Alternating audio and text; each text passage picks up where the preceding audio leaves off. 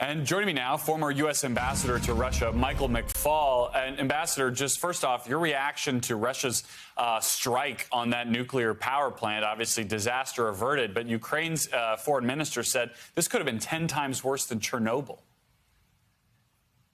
Well, I agree with the colleagues you had on earlier today. This is outrageous. This is reckless, super scary. And the fact that Putin is willing to do this, I think, should sober up everybody. We've been debating what his intentions are and what he's going to do for many weeks now. And every time we hope that he's going to do something more cautious, remember the debate we had before he invaded, right? Lots of people were hoping for small strikes. Remember that land bridge we talked about for ad nauseum, that he's just going to do that. That's all he wanted, the independent republics.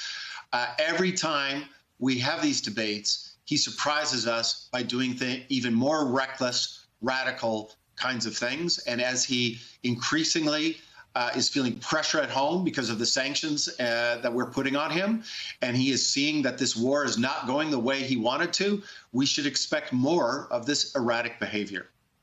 To that point, I feel like some of these diplomatic cliches have become really outdated, but is there any path for Putin to go backwards, to de-escalate, to get out of this without making the situation 10 times worse?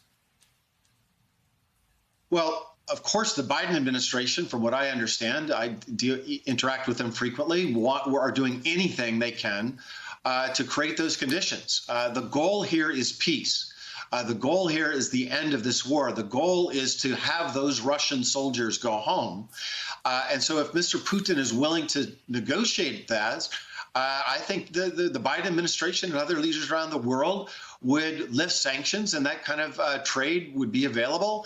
I just don't see anything that Putin has said in the last several weeks, and most certainly not in the last 8 or 9 days, that suggests that he wants those kinds of off-ramps, right? Instead, he just doubles down on what he said at the beginning of the war. I'm going to destroy the Ukrainian military, and I'm going to carry out denazification. That is regime change. That is what he's stated his goal is, and so far there's no evidence that suggests that he has rethought those objectives. Well, and speaking of regime change here in this country, we've had Senator Lindsey Graham, who last night, again this morning, appeared to suggest that Putin ought to be assassinated or overthrown. He speculated about if there's a Brutus-like figure in Russia who could end this. I wonder what you think of language like that with tensions so high, and what will the Kremlin do with an American politician using that kind of language?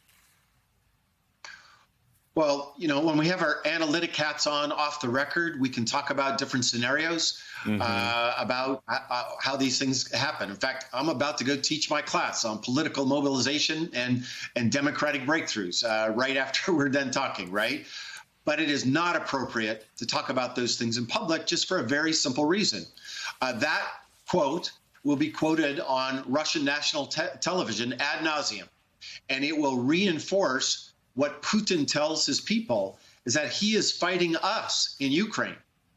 I think people really need to understand that this is just a proxy war for his fight against us. That's the way he frames this. The regime there is just a puppet American regime put in place by us. And so those kinds of quips just help him with him explaining the war at home, and doing that at the same time, as you just reported, that the information space in Russia is increasingly closing. Putin just shut down Dozh TV, the #1 independent television station in Russia. He just shut down Echo of Moscow, this iconic radio station. It's been around for a couple decades, a #1 source of independent news inside Russia.